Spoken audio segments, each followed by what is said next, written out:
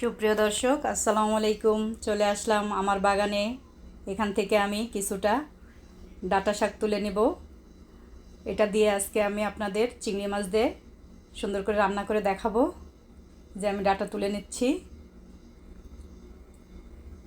আমি এগুলোকে এখন ভিতরে নিয়ে সুন্দর করে বেছে নিব। ডাঁটাগুলো এত নরম, একদম কচি। আমি এখান থেকে বেশ কিছুটা ডাঁটা তুলে নেব। দেখেন কত সুন্দর লাগছে ডাঁটাগুলো দেখতে, অনেক সুন্দর ডাঁটাগুলো। আর নিজের হাতে এই যে আমি এখন বেছে নিচ্ছি, বেছে পরিষ্কার করে ধুয়ে রান্না করে দেখাবো। এই যে আমি একটা কড়াই বসিয়ে দিলাম, দিয়ে দিব পরিমাণ মতো তেল। এখন আমি এখানে একটু পেঁয়াজ কুচি দিয়ে লাল লাল করে ভেজে নিব। কড়াইটা আমি একটু আগেই বসিয়ে দিয়েছিলাম, যার কারণে একটু বেশি হিট হয়ে গিয়েছে। আমি এখন এটাকে একটু পেঁয়াজটাকে একটু গোল্ডেন কালার করে ভেজে নেব। যে পেঁয়াজটা আমার ভাজা হয়ে গিয়েছে। আমি এখানে একটু সামান্য পরিমাণ পানি দিয়ে দিব। দিয়ে এখন আমি এখানে দিয়ে দিব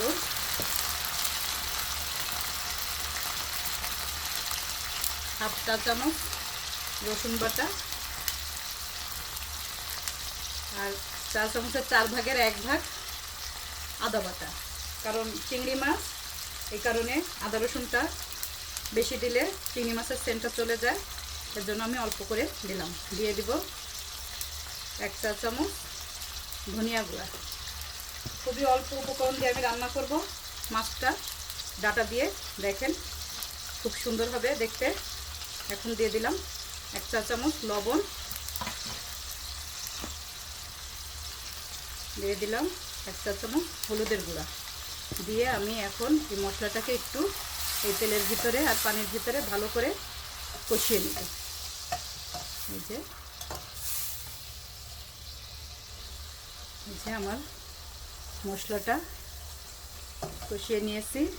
এখন আমি এখানে দিয়ে দেব চিংড়ি মাছ। এই যে চিংড়ি মাছটা দিয়ে আমি এখন এই মশলার ভিতরে চিংড়ি মাছটাকেও কয়েক মিনিট ভালো করে কষিয়ে নেব।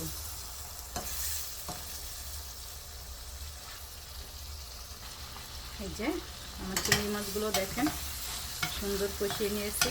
আমি এখন এখানে আমার বাগানের ডাঁটা আর ছোট দেখে 2টা আলু দিয়ে দেব। এই যে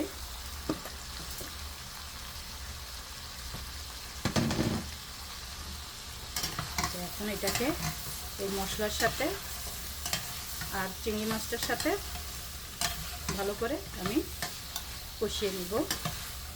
নিজের বাগানের টাটকা ডাঁটা তুলে এনে চিংড়ি মাছ দিয়ে রান্না করে দেখাচ্ছি আপনাদের। এর যে একটা ভালো লাগা কি বলবো, এটা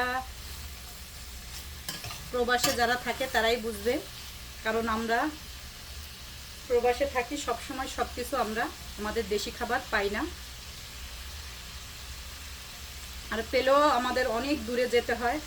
কারণ আমরা যে স্টেটে থাকি এখানে আমাদের বাঙালি অনেক কম, আমরা বাঙালিরা, যার কারণে বাঙালি কোনো গ্রোসারি দোকান নেই, যার কারণে আমরা আমাদের কোনো বাংলাদেশি সবজি পাই না ধরতে গেলে। আর একটা দোকান আছে আমাদের এখানে, সেটাও অনেক দূরে, তাও পাকিস্তানিদের। ওখানে সবসময় সব কিছু পাওয়া যায় না, সামান্য 2-1টা সবজি পাওয়া যায়। তো অনেকে বলে বাগান করার কী দরকার, এত কষ্ট করে তুমি বাগান করো। কিন্তু এই যে বাগান করাটাও যে কতটা ভালো লাগা, কতটা আনন্দের, সেটা তো সবাই বোঝে না। আমার খুব ভালো লাগে, আমি এর জন্য করি। যখন দেখি আমি বাগানে গাছ লাগিয়েছি, বাগানে আমার সবজিগুলো বড় হচ্ছে, তখন যে একটা কি আনন্দ, ভালো লাগা কাজ করে, তখন মনে হয় আমি আরও গাছ লাগাই, আরও করি। মানে আমার তখন নেশা আরও জেগে যায়। যে এটাকে আমি ভালো করে কষিয়ে নিয়ে আপনাদের দেখাবো। আমি এখন এটা একটু ঢেকে দিব। এই যে প্রায় কষানো হয়ে গিয়েছে তরকারিটা, দেখেন তেল তেল বের হয়ে আসছে, ডাঁটাটা আলুটাও সিদ্ধ হয়ে গিয়েছে। আমি এখন এখানে খালি করে রাখা 5টা কাঁচামরিচ দিয়ে দিলাম, যে এখানে একটু নেড়ে চেড়ে আমি এখন পানি দিয়ে নেব। আমি এখন ঝোলের পানিটা দিয়ে দিলাম, দিয়ে এটাকে আমি আরও 3-4 মিনিট রান্না করে নেব। বেশি পানি দেবো না, কারণ তরকারিটা সিদ্ধ হয়ে গিয়েছে, আর ডাঁটা তরকারিতে বেশি ঝোল থাকলে ভালো লাগে না, একটু মাখা মাখা হবে, খেতে ভালো লাগবে। তো ফিরে আসবো আবার আপনাদের কাছে 5 মিনিট পর। এই দেখেন হয়ে গিয়েছে, কতটা সুন্দর হয়েছে তরকারিটা। আমি এখন এখানে একটু চিনি দিব, 1/2 চা চামচ একটু চিনি দিয়ে দিব, কারণ ডাঁটাটা একটু পানসা পানসা, আপনারা একটু মুখে দিয়ে দেখবেন, যদি ডাঁটাটা মিষ্টি মিষ্টি ভাব থাকে তাহলে আর এই চিনিটা দেওয়া লাগবে না। চিনিটা দিলে ডাঁটার তরকারির টেস্টটা খুব ভালো লাগে খেতে। আর এখন দিয়ে দিব আমার 1 চা চামচ জিরা গুঁড়া দিয়ে, এই তো আমার তরকারি রান্না কমপ্লিট হয়ে গেল। খুব সাধারণ একটা রান্না, কিন্তু খেতে দুর্দান্ত টেস্ট। আপনারা ট্রাই করে দেখবেন। তো হয়ে গিয়েছে আমার রান্না। রেসিপিটা যদি আপনাদের ভালো লাগে অবশ্যই আমার চ্যানেলটাকে লাইক, কমেন্ট এবং শেয়ার করবেন, এবং আমার চ্যানেলটাকে সাবস্ক্রাইব করে দেবেন। আজকে এই পর্যন্তই। আল্লাহ হাফেজ, আসসালামু আলাইকুম।